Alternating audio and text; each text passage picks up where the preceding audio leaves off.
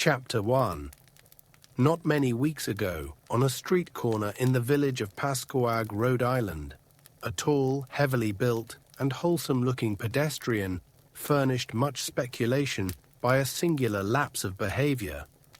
He had, it appears, been descending the hill by the road from Shephershey, and encountering the compact section, had turned to his left into the main thoroughfare, where several modest business blocks convey a touch of the urban.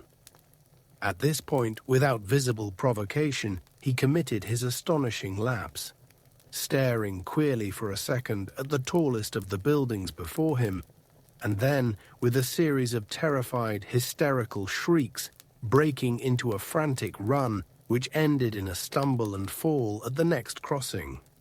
Picked up and dusted off by ready hands, he was found to be conscious, organically unhurt, and evidently cured of his sudden nervous attack.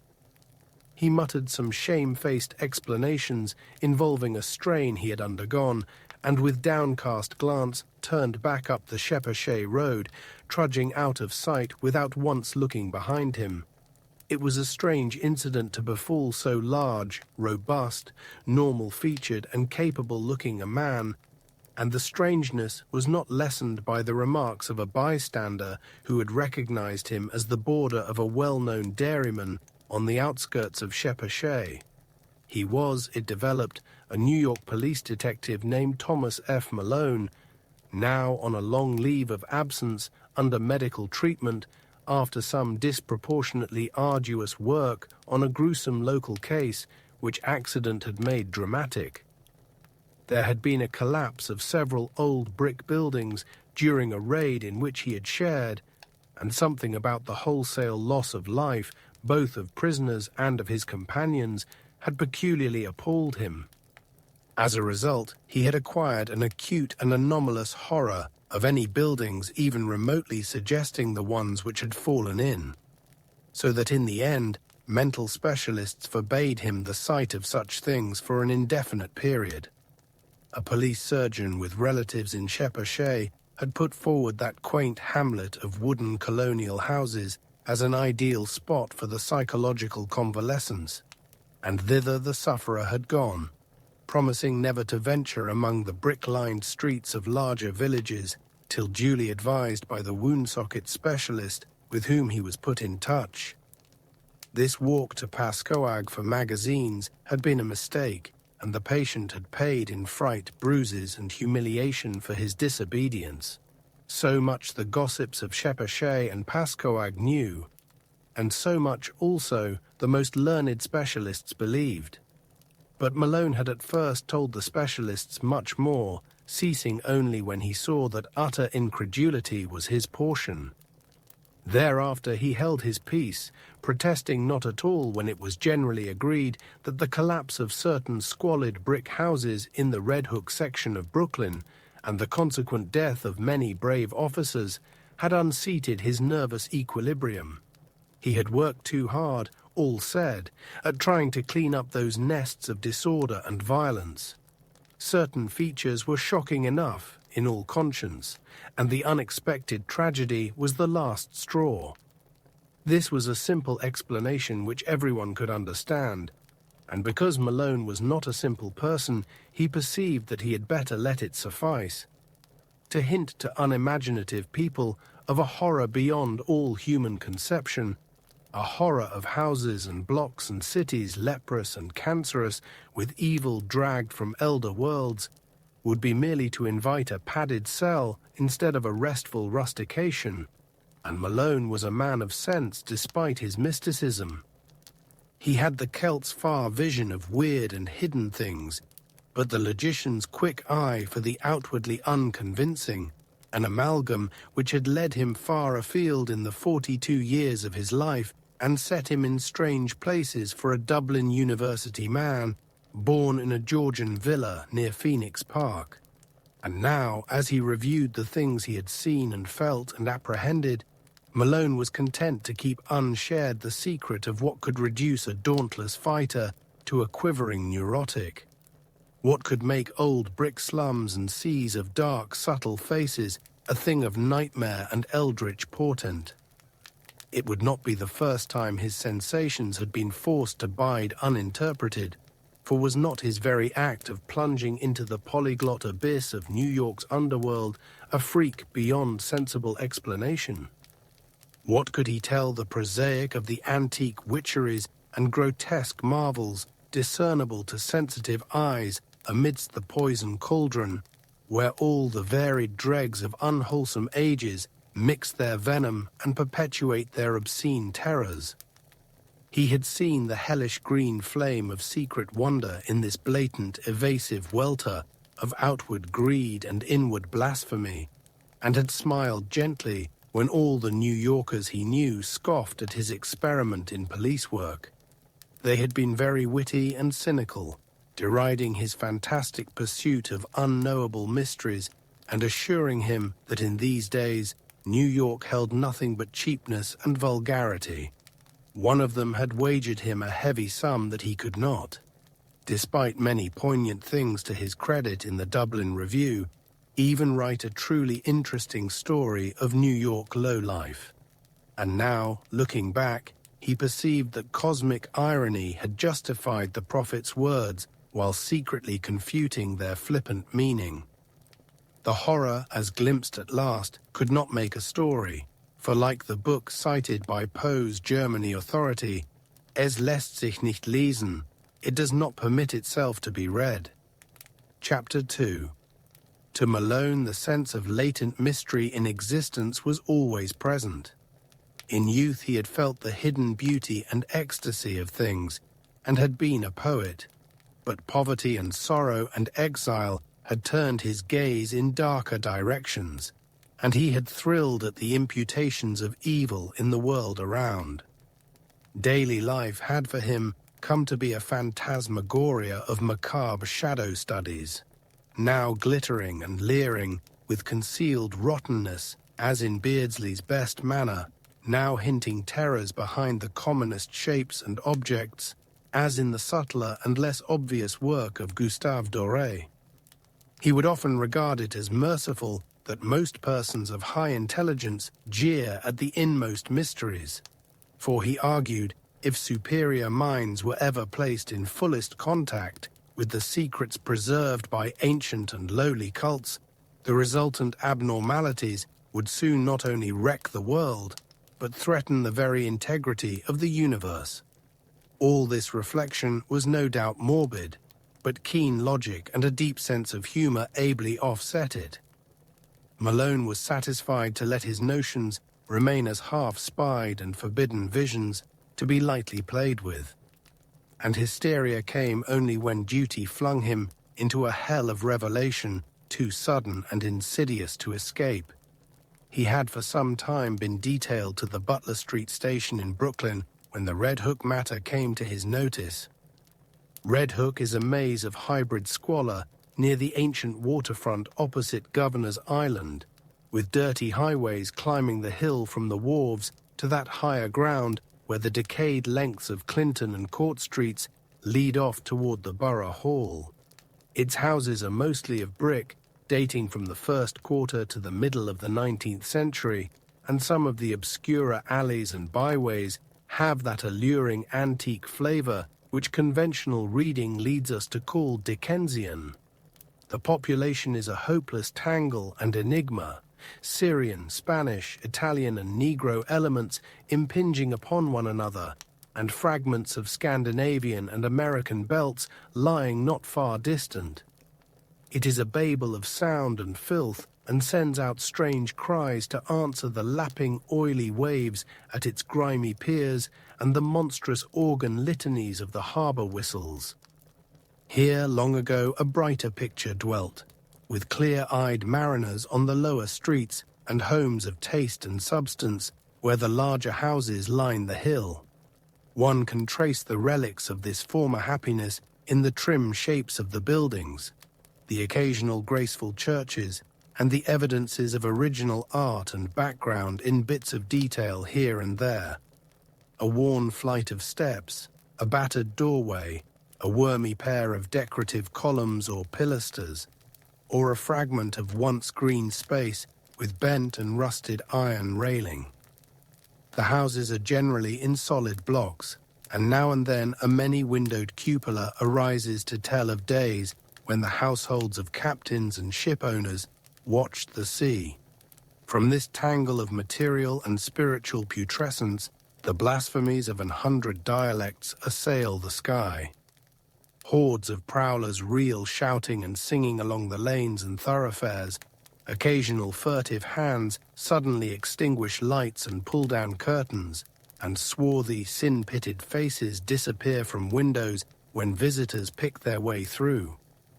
Policemen despair of order or reform and seek rather to erect barriers protecting the outside world from the contagion. The clang of the patrol is answered by a kind of spectral silence, and such prisoners as are taken are never communicative. Visible offences are as varied as the local dialects, and run the gamut from the smuggling of rum and prohibited aliens through diverse stages of lawlessness and obscure vice to murder and mutilation in their most abhorrent guises.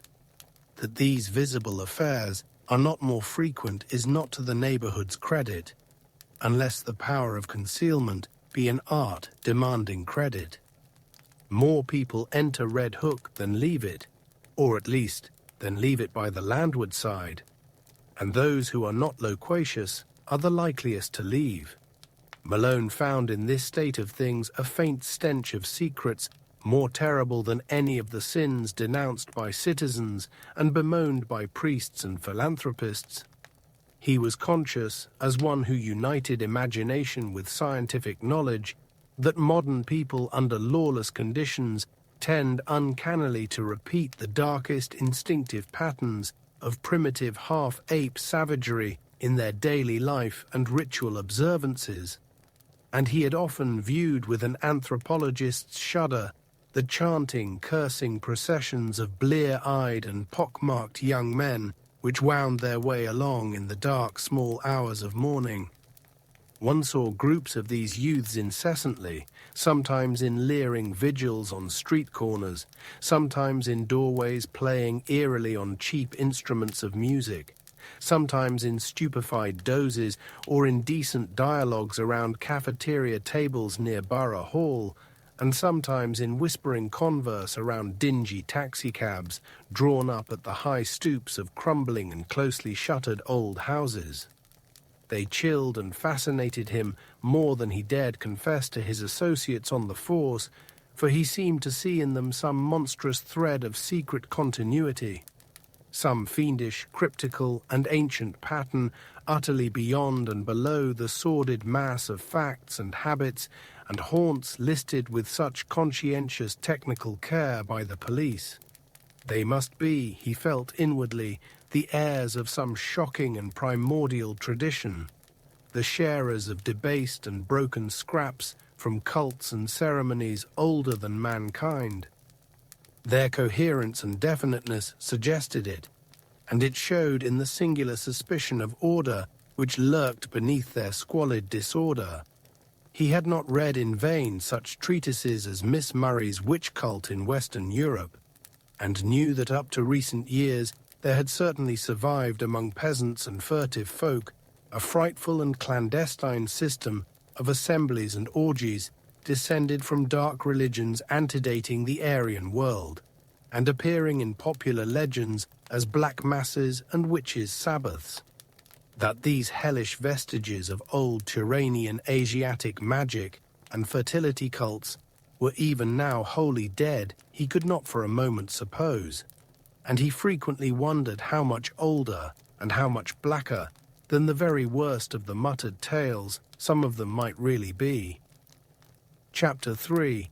It was the case of Robert Suydam which took Malone to the heart of things in Red Hook. Suydam was a lettered recluse of ancient Dutch family, possessed originally of barely independent means, and inhabiting the spacious but ill-preserved mansion which his grandfather had built in Flatbush, when that village was little more than a pleasant group of colonial cottages surrounding the steepled and ivy-clad Reformed church, with its iron-railed yard of Netherlandish gravestones. In his lonely house, set back from Martin Street amidst a yard of venerable trees, Suydam had read and brooded for some 6 decades, except for a period a generation before, when he had sailed for the old world and remained there out of sight for 8 years. He could afford no servants, and would admit but few visitors to his absolute solitude. Eschewing close friendships and receiving his rare acquaintances in one of the 3 ground-floor rooms which he kept in order. A vast, high-ceiled library whose walls were solidly packed with tattered books of ponderous, archaic, and vaguely repellent aspect. The growth of the town and its final absorption in the Brooklyn district had meant nothing to Suydam, and he had come to mean less and less to the town. Elderly people still pointed him out on the streets, but to most of the recent population he was merely a queer, corpulent old fellow whose unkempt white hair, stubbly beard, shiny black clothes, and gold-headed cane earned him an amused glance and nothing more. Malone did not know him by sight till duty called him to the case, but had heard of him indirectly as a really profound authority on medieval superstition, and had once idly meant to look up an out-of-print pamphlet of his on the Kabbalah and the Faustus legend, which a friend had quoted from memory. Suydam became a case when his distant and only relatives sought court pronouncements on his sanity.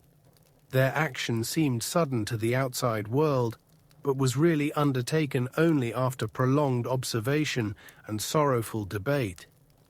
It was based on certain odd changes in his speech and habits, wild references to impending wonders, and unaccountable hauntings of disreputable Brooklyn neighborhoods. He had been growing shabbier and shabbier with the years, and now prowled about like a veritable mendicant, seen occasionally by humiliated friends in subway stations or loitering on the benches around Borough Hall in conversation with groups of swarthy, evil-looking strangers. When he spoke, it was to babble of unlimited powers almost within his grasp, and to repeat with knowing leers such mystical words or names as Sephiroth, Ashmodai, and Samael.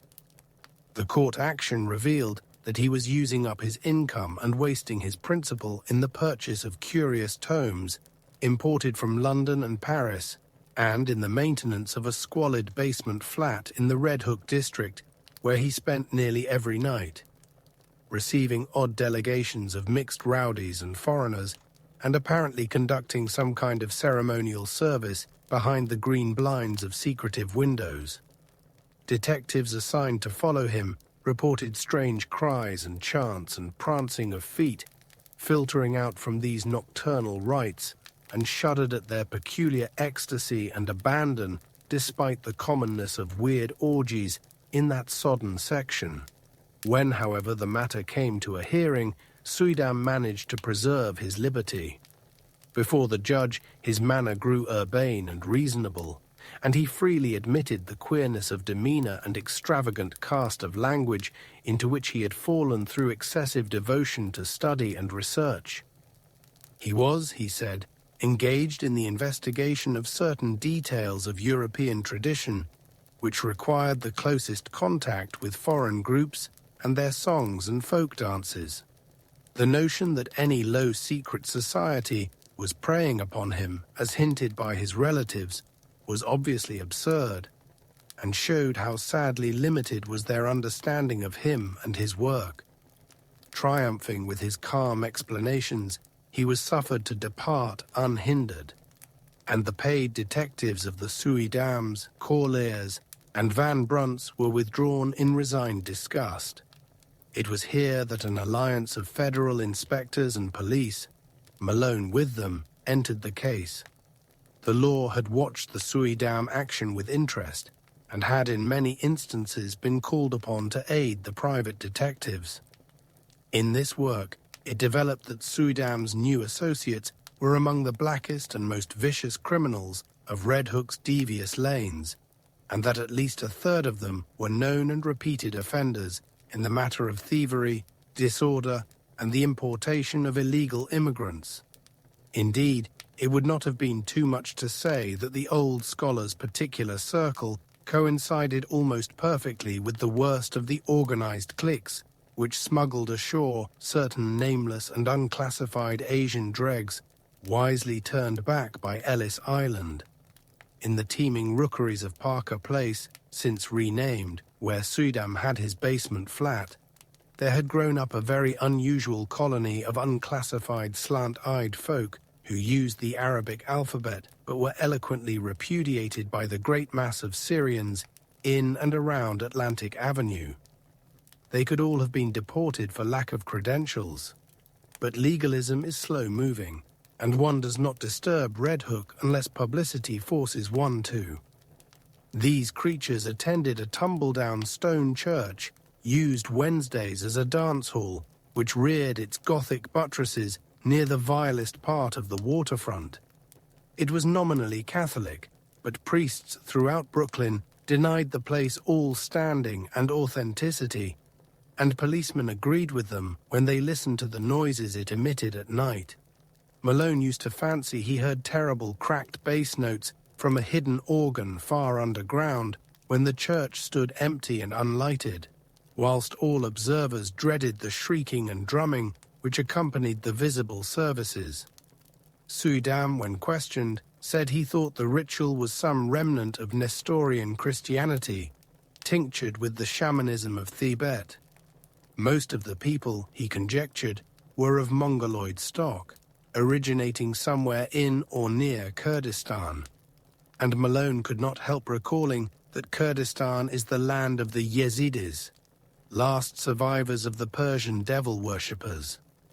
However this may have been, the stir of the Suydam investigation made it certain that these unauthorized newcomers were flooding Red Hook in increasing numbers, entering through some marine conspiracy unreached by revenue officers and harbor police, overrunning Parker Place and rapidly spreading up the hill, and welcomed with curious fraternalism by the other assorted denizens of the region. Their squat figures and characteristic squinting physiognomies, grotesquely combined with flashy American clothing, appeared more and more numerously among the loafers and nomad gangsters of the Borough Hall section, till at length it was deemed necessary to compute their numbers, ascertain their sources and occupations, and find, if possible, a way to round them up and deliver them to the proper immigration authorities. To this task, Malone was assigned by agreement of federal and city forces, and as he commenced his canvass of Red Hook, he felt poised upon the brink of nameless terrors, with the shabby, unkempt figure of Robert Suydam as arch-fiend and adversary. Chapter 4. Police methods are varied and ingenious. Malone, through unostentatious rambles, carefully casual conversations, well-timed offers of hip-pocket liquor, and judicious dialogues with frightened prisoners, learned many isolated facts about the movement whose aspect had become so menacing. The newcomers were indeed Kurds, but of a dialect obscure and puzzling to exact philology. Such of them as worked lived mostly as dock-hands and unlicensed peddlers, though frequently serving in Greek restaurants and tending corner newsstands. Most of them, however, had no visible means of support, and were obviously connected with underworld pursuits, of which smuggling and bootlegging were the least indescribable. They had come in steamships, apparently tramp freighters, and had been unloaded by stealth on moonless nights in rowboats, which stole under a certain wharf and followed a hidden canal to a secret subterranean pool beneath a house. This wharf, canal, and house Malone could not locate, for the memories of his informants were exceedingly confused, while their speech was to a great extent beyond even the ablest interpreters. Nor could he gain any real data on the reasons for their systematic importation. They were reticent about the exact spot from which they had come, and were never sufficiently off guard to reveal the agencies which had sought them out and directed their course. Indeed, they developed something like acute fright when asked the reasons for their presence. Gangsters of other breeds were equally taciturn, and the most that could be gathered was that some god or great priesthood had promised them unheard-of powers and supernatural glories and rulerships in a strange land. The attendance of both newcomers and old gangsters at Suidam's closely guarded nocturnal meetings was very regular, and the police soon learned that the erstwhile recluse had leased additional flats to accommodate such guests as knew his password. At last occupying 3 entire houses and permanently harboring many of his queer companions, he spent but little time now at his Flatbush home, apparently going and coming only to obtain and return books, and his face and manner had attained an appalling pitch of wildness. Malone twice interviewed him, but was each time brusquely repulsed. He knew nothing, he said, of any mysterious plots or movements, and had no idea how the Kurds could have entered or what they wanted. His business was to study undisturbed the folklore of all the immigrants of the district, a business with which policemen had no legitimate concern. Malone mentioned his admiration for Suidam's old brochure on the Kabbalah and other myths, but the old man's softening was only momentary. He sensed an intrusion and rebuffed his visitor in no uncertain way, till Malone withdrew disgusted and turned to other channels of information. What Malone would have unearthed, could he have worked continuously on the case, we shall never know. As it was, a stupid conflict between city and federal authority suspended the investigations for several months, during which the detective was busy with other assignments. But at no time did he lose interest or fail to stand amazed at what began to happen to Robert Suidam. Just at the time when a wave of kidnappings and disappearances spread its excitement over New York, the unkempt scholar embarked upon a metamorphosis as startling as it was absurd. One day he was seen near Borough Hall with clean-shaved face, well-trimmed hair, and tastefully immaculate attire, and on every day thereafter some obscure improvement was noticed in him. He maintained his new fastidiousness without interruption, added to it an unwanted sparkle of eye and crispness of speech, and began little by little to shed the corpulence which had so long deformed him. Now frequently taken for less than his age, he acquired an elasticity of step and buoyancy of demeanor to match the new tradition, and showed a curious darkening of the hair which somehow did not suggest dye. As the months passed, he commenced to dress less and less conservatively, and finally astonished his new friends by renovating and redecorating his Flatbush mansion, which he threw open in a series of receptions, summoning all the acquaintances he could remember and extending a special welcome to the fully forgiven relatives who had so lately sought his restraint. Some attended through curiosity, others through duty, but all were suddenly charmed by the dawning grace and urbanity of the former hermit. He had, he asserted, accomplished most of his allotted work, and having just inherited some property from a half-forgotten European friend, was about to spend his remaining years in a brighter second youth which ease, care, and diet had made possible to him. Less and less was he seen at Red Hook, and more did he move in the society to which he was born. Policemen noted a tendency of the gangsters to congregate at the Old Stone Church and Dance Hall instead of at the basement flat in Parker Place, though the latter and its recent annexes still overflowed with noxious life. Then 2 incidents occurred, wide enough apart, but both of intense interest in the case as Malone envisaged it. One was a quiet announcement in the Eagle of Robert Suidam's engagement to Miss Cornelia Gerritsen of Bayside, a young woman of excellent position and distantly related to the elderly bridegroom-elect, whilst the other was a raid on the dance hall church by city police after a report that the face of a kidnapped child had been seen for a second at one of the basement windows.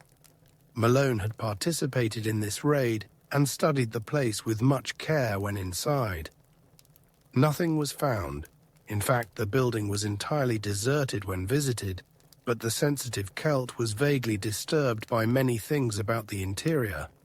There were crudely painted panels he did not like, panels which depicted sacred faces with peculiarly worldly and sardonic expressions, and which occasionally took liberties that even a layman's sense of decorum could scarcely countenance. Then, too, he did not relish the Greek inscription on the wall above the pulpit, an ancient incantation which he had once stumbled upon in Dublin college days, and which read, literally translated, "O friend and companion of night, thou who rejoicest in the baying of dogs and spilt blood, who wanderest in the midst of shades among the tombs, who longest for blood and bringest terror to mortals. Gorgo, Mormo, thousand-faced moon, look favorably on our sacrifices." When he read this, he shuddered, and thought vaguely of the cracked bass organ notes he fancied he had heard beneath the church on certain nights. He shuddered again at the rust around the rim of a metal basin which stood on the altar, and paused nervously when his nostrils seemed to detect a curious and ghastly stench from somewhere in the neighborhood. That organ memory haunted him, and he explored the basement with particular assiduity before he left. The place was very hateful to him, yet after all, were the blasphemous panels and inscriptions more than mere crudities perpetrated by the ignorant? By the time of Suidam's wedding, the kidnapping epidemic had become a popular newspaper scandal. Most of the victims were young children of the lowest classes, but the increasing number of disappearances had worked up a sentiment of the strongest fury. Journals clamored for action from the police, and once more the Butler Street station sent its men over Red Hook for clues, discoveries, and criminals. Malone was glad to be on the trail again and took pride in a raid on one of Suidam's Parker Place houses. There, indeed, no stolen child was found, despite the tales of screams and the red sash picked up in the areaway. But the paintings and rough inscriptions on the peeling walls of most of the rooms and the primitive chemical laboratory in the attic all helped to convince the detective that he was on the track of something tremendous. The paintings were appalling, hideous monsters of every shape and size, and parodies on human outlines which cannot be described. The writing was in red and varied from Arabic to Greek, Roman, and Hebrew letters. Malone could not read much of it, but what he did decipher was portentous and Kabbalistic enough. One frequently repeated motto was in a sort of Hebraised Hellenistic Greek, and suggested the most terrible demon evocations of the Alexandrian decadence.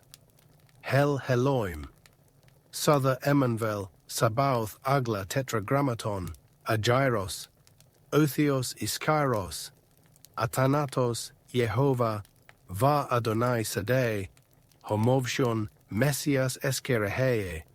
Circles and pentagrams loomed on every hand, and told indubitably of the strange beliefs and aspirations of those who dwelt so squalidly here.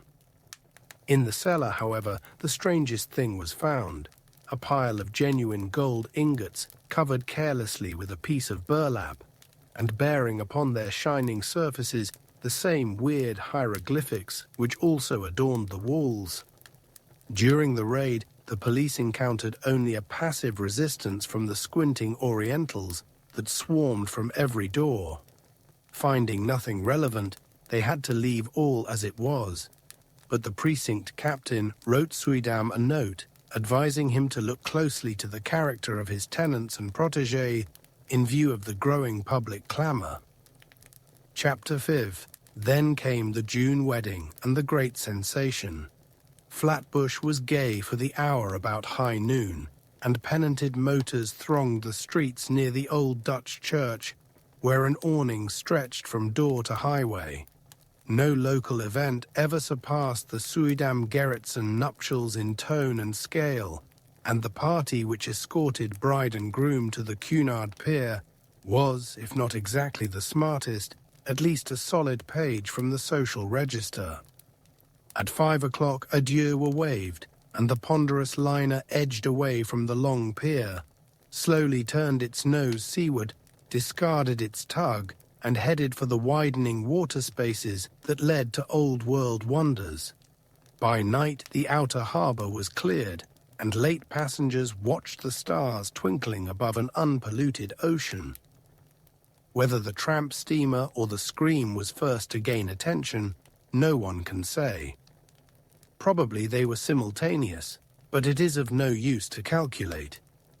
The Scream came from the Suydam stateroom, and the sailor who broke down the door could perhaps have told frightful things if he had not forthwith gone completely mad.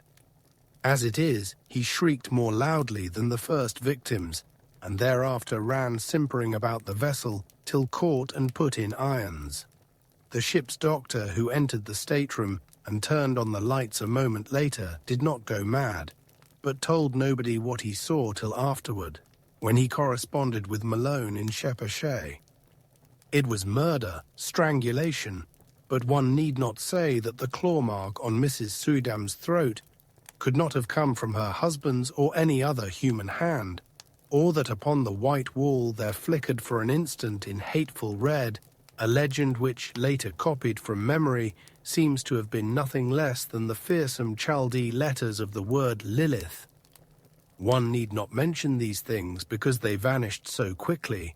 As for Suydam, one could at least bar others from the room until one knew what to think oneself. The doctor has distinctly assured Malone that he did not see IT.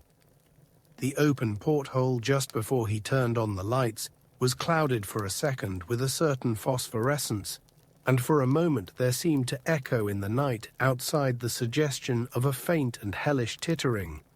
But no real outline met the eye. As proof, the doctor points to his continued sanity. Then the tramp steamer claimed all attention. A boat put off, and a horde of swart, insolent ruffians in officers' dress swarmed aboard the temporarily halted Cunarder. They wanted Suydam or his body. They had known of his trip, and for certain reasons were sure he would die. The captain's deck was almost a pandemonium, for at the instant, between the doctor's report from the stateroom and the demands of the men from the tramp, not even the wisest and gravest seaman could think what to do. Suddenly, the leader of the visiting mariners, an Arab with a hatefully negroid mouth, pulled forth a dirty, crumpled paper and handed it to the captain. It was signed by Robert Suydam and bore the following odd message: "In case of sudden or unexplained accident or death on my part, please deliver me or my body unquestioningly into the hands of the bearer and his associates. Everything, for me, and perhaps for you, depends on absolute compliance. Explanations can come later. Do not fail me now." Robert Suydam.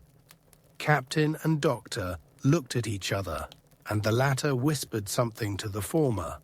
Finally, they nodded rather helplessly and led the way to the Suydam stateroom. The doctor directed the captain's glance away as he unlocked the door and admitted the strange seaman. Nor did he breathe easily till they filed out with their burden after an unaccountably long period of preparation.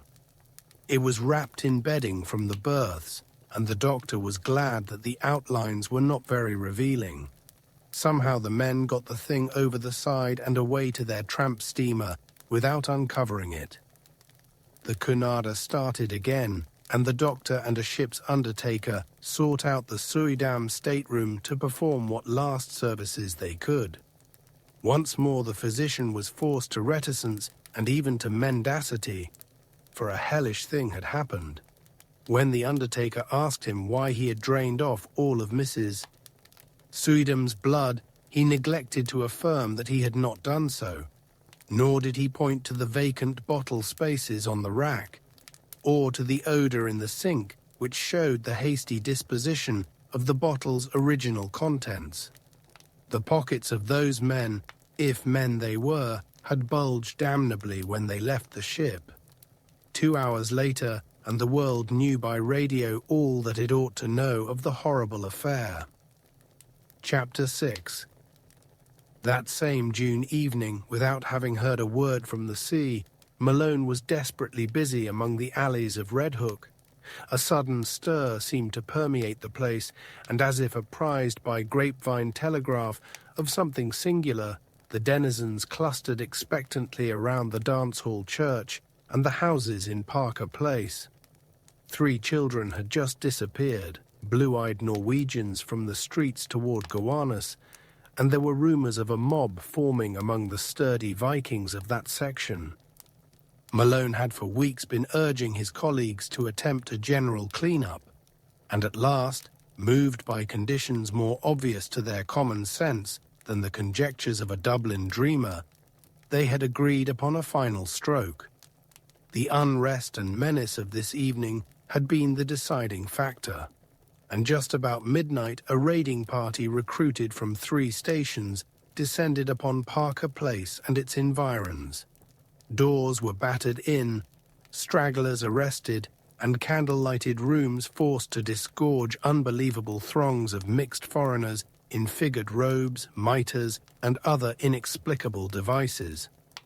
Much was lost in the melee, for objects were thrown hastily down unexpected shafts and betraying odours deadened by the sudden kindling of pungent incense. But spattered blood was everywhere, and Malone shuddered whenever he saw a brazier or altar from which the smoke was still rising. He wanted to be in several places at once, and decided on Soydam's basement flat only after a messenger had reported the complete emptiness of the dilapidated dance hall church. The flat, he thought, must hold some due to a cult of which the occult scholar had so obviously become the centre and leader. And it was with real expectancy that he ransacked the musty rooms, noted their vaguely charnel odour, and examined the curious books, instruments, gold ingots, and glass-stoppered bottles scattered carelessly here and there. Once a lean black-and-white cat edged between his feet and tripped him, overturning at the same time a beaker half full of a red liquid. The shock was severe, and to this day Malone is not certain of what he saw, but in dreams he still pictures that cat as it scuttled away with certain monstrous alterations and peculiarities.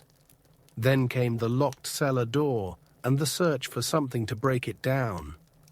A heavy stool stood near, and its tough seat was more than enough for the antique panels. A crack formed and enlarged, and the whole door gave way, but from the other side, whence poured a howling tumult of ice-cold wind with all the stenches of the bottomless pit, and whence reached a sucking force not of earth or heaven, which, coiling sentiently about the paralyzed detective, dragged him through the aperture and down unmeasured spaces filled with whispers and wails, and gusts of mocking laughter. Of course it was a dream. All the specialists have told him so, and he has nothing to prove the contrary. Indeed, he would rather have it thus, for then the sight of old brick slums and dark foreign faces would not eat so deeply into his soul. But at the time it was all horribly real, and nothing can ever efface the memory of those nighted crypts, those Titan arcades, and those half-formed shapes of hell that strode gigantically in silence, holding half-eaten things whose still surviving portions screamed for mercy or laughed with madness. Odours of incense and corruption joined in sickening concert, and the black air was alive with the cloudy, semi-visible bulk of shapeless elemental things with eyes. Somewhere dark, sticky water was lapping at onyx piers, and once the shivery tinkle of raucous little bells pealed out to greet the insane titter of a naked phosphorescent thing which swam into sight, scrambled ashore, and climbed up to squat leeringly on a carved golden pedestal in the background. Avenues of limitless night seemed to radiate in every direction, till one might fancy that here lay the root of a contagion destined to sicken and swallow cities, and engulf nations in the fetor of hybrid pestilence. Here cosmic sin had entered, and festered by unhallowed rites, had commenced the grinning march of death that was to rot us all to fungus abnormalities too hideous for the grave's holding. Satan here held his Babylonish court, and in the blood of stainless childhood the leprous limbs of phosphorescent Lilith were laved. Incubi and succubi howled praise to Hecate, and headless moon calves bleated to the Magna Mater. Goats leaped to the sound of thin accursed flutes, and edgepans chased endlessly after misshapen fawns over rocks twisted like swollen toads. Moloch and Ashtaroth were not absent, for in this quintessence of all damnation the bounds of consciousness were let down, and man's fancy lay open to vistas of every realm of horror and every forbidden dimension that evil had power to mold. The world and nature were helpless against such assaults from unsealed wells of night, nor could any sign or prayer check the Walpurgis riot of horror which had come when a sage with the hateful key had stumbled on a hoard with the locked and brimming coffer of transmitted demon lore. Suddenly, a ray of physical light shot through these phantasms, and Malone heard the sound of oars amidst the blasphemies of things that should be dead. A boat with a lantern in its prow darted into sight, made fast to an iron ring in the slimy stone pier, and vomited forth several dark men bearing a long burden swathed in bedding. They took it to the naked phosphorescent thing on the carved golden pedestal, and the thing tittered and pawed at the bedding. Then they unswathed it, and propped upright before the pedestal the gangrenous corpse of a corpulent old man with stubbly beard and unkempt white hair. The phosphorescent thing tittered again, and the men produced bottles from their pockets and anointed its feet with red, whilst they afterward gave the bottles to the thing to drink from. All at once, from an arcaded avenue leading endlessly away, there came the demoniac rattle and wheeze of a blasphemous organ, choking and rumbling out the mockeries of hell in a cracked, sardonic bass. In an instant, every moving entity was electrified, and forming at once into a ceremonial procession, the nightmare horde slithered away in quest of the sound. Goat, satyr, and edgepan, incubus, succubus, and lemur, twisted toad and shapeless elemental, dog-faced howler and silent strutter in darkness, all led by the abominable naked phosphorescent thing that had squatted on the carved golden throne, and that now strode insolently, bearing in its arms the glassy-eyed corpse of the corpulent old man. The strange dark men danced in the rear, and the whole column skipped and leaped with Dionysiac fury. Malone staggered after them a few steps, delirious and hazy, and doubtful of his place in this or in any world.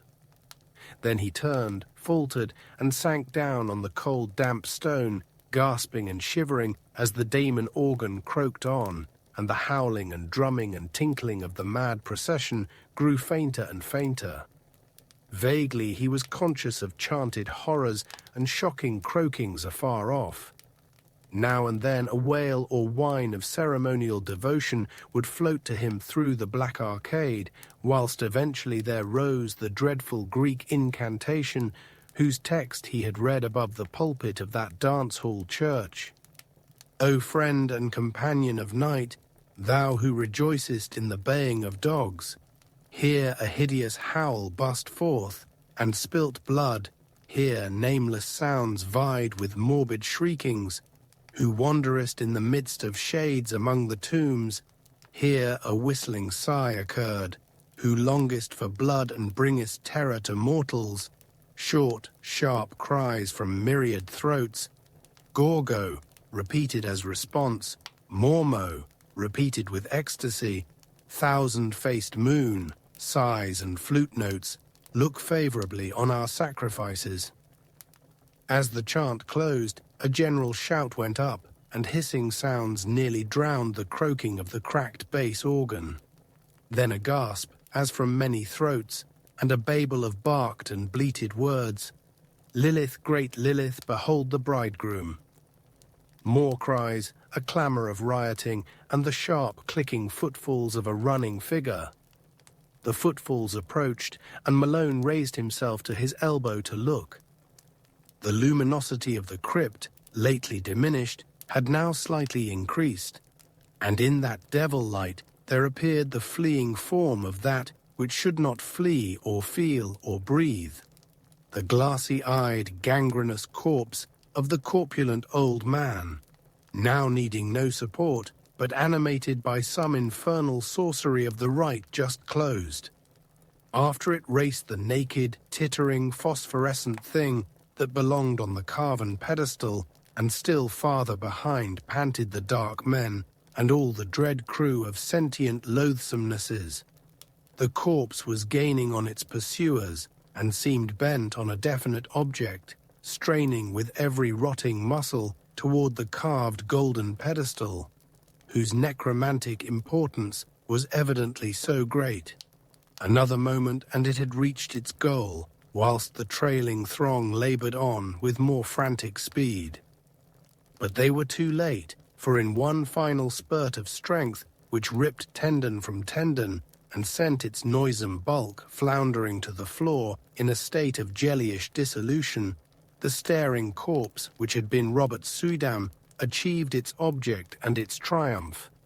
The push had been tremendous, but the force had held out, and as the pusher collapsed to a muddy blotch of corruption, the pedestal he had pushed tottered, tipped, and finally careened from its onyx base into the thick waters below, sending up a parting gleam of carven gold as it sank heavily to undreamable gulfs of lower Tartarus. In that instant, too, the whole scene of horror faded to nothingness before Malone's eyes, and he fainted amidst a thunderous crash which seemed to blot out all the evil universe. Chapter 7. Malone's Dream, experienced in full before he knew of Suydam's death and transfer at sea, was curiously supplemented by some odd realities of the case, though that is no reason why anyone should believe it. The 3 old houses in Parker Place, doubtless long rotten with decay in its most insidious form, collapsed without visible cause, while half the raiders and most of the prisoners were inside, and of both the greater number were instantly killed. Only in the basements and cellars was there much saving of life, and Malone was lucky to have been deep below the house of Robert Suydam, for he really was there, as no one is disposed to deny. They found him unconscious by the edge of a night-black pool with a grotesquely horrible jumble of decay and bone, identifiable through dental work as the body of Suydam a few feet away. The case was plain, for it was hither that the smugglers' underground canal led, and the men who took Suydam from the ship had brought him home. They themselves were never found, or at least never identified, and the ship's doctor is not yet satisfied with the simple certitudes of the police. Suydam was evidently a leader in extensive man-smuggling operations, for the canal to his house was but one of several subterranean channels and tunnels in the neighborhood. There was a tunnel from this house to a crypt beneath the dance hall church, a crypt accessible from the church only through a narrow secret passage in the north wall, and in whose chambers some singular and terrible things were discovered. The croaking organ was there, as well as a vast arched chapel with wooden benches and a strangely figured altar. The walls were lined with small cells, in 17 of which, hideous to relate, solitary prisoners in a state of complete idiocy were found chained, including 4 mothers with infants of disturbingly strange appearance. These infants died soon after exposure to the light, a circumstance which the doctors thought rather merciful. Nobody but Malone, among those who inspected them, remembered the sombre question of old Del Rio. An sint unquam daemones incubi et succubi et annex tali congressu proles nasci quit. Before the canals were filled up, they were thoroughly dredged, and yielded forth a sensational array of sawed and split bones of all sizes. The kidnapping epidemic, very clearly, had been traced home, though only 2 of the surviving prisoners could by any legal thread be connected with it. These men are now in prison, since they failed of conviction as accessories in the actual murders. The carved golden pedestal or throne so often mentioned by Malone as of primary occult importance was never brought to light, though at one place under the Suydam house the canal was observed to sink into a well too deep for dredging. It was choked up at the mouth and cemented over when the cellars of the new houses were made, but Malone often speculates on what lies beneath. The police, satisfied that they had shattered a dangerous gang of maniacs and man-smugglers, turned over to the federal authorities the unconvicted Kurds, who before their deportation were conclusively found to belong to the Yazidi clan of devil worshippers. The tramp ship and its crew remain an elusive mystery, though cynical detectives are once more ready to combat its smuggling and rum-running ventures. Malone thinks these detectives show a sadly limited perspective in their lack of wonder at the myriad unexplainable details and the suggestive obscurity of the whole case. Though he is just as critical of the newspapers, which saw only a morbid sensation and gloated over a minor sadist cult, which they might have proclaimed a horror from the universe's very heart. But he is content to rest silent in Shephershey, calming his nervous system and praying that time may gradually transfer his terrible experience from the realm of present reality to that of picturesque and semi-mythical remoteness. Robert Suydam sleeps beside his bride in Greenwood Cemetery. No funeral was held over the strangely released bones, and relatives are grateful for the swift oblivion which overtook the case as a whole. The scholar's connection with the Red Hook horrors indeed was never emblazoned by legal proof, since his death forestalled the inquiry he would otherwise have faced. His own end is not much mentioned, and the Suydams hope that posterity may recall him only as a gentle recluse who dabbled in harmless magic and folklore. As for Red Hook, it is always the same. Suydam came and went, a terror gathered and faded, but the evil spirit of darkness and squalor broods on amongst the mongrels in the old brick houses, and prowling bands still parade on unknown errands past windows where lights and twisted faces unaccountably appear and disappear. Age-old horror is a hydra with 1,000 heads, and the cults of darkness are rooted in blasphemies deeper than the well of Democritus. The soul of the beast is omnipresent and triumphant, and Red Hook's legions of blear-eyed, pockmarked youths still chant and curse and howl as they file from abyss to abyss, none knows whence or whither, pushed on by blind laws of biology which they may never understand.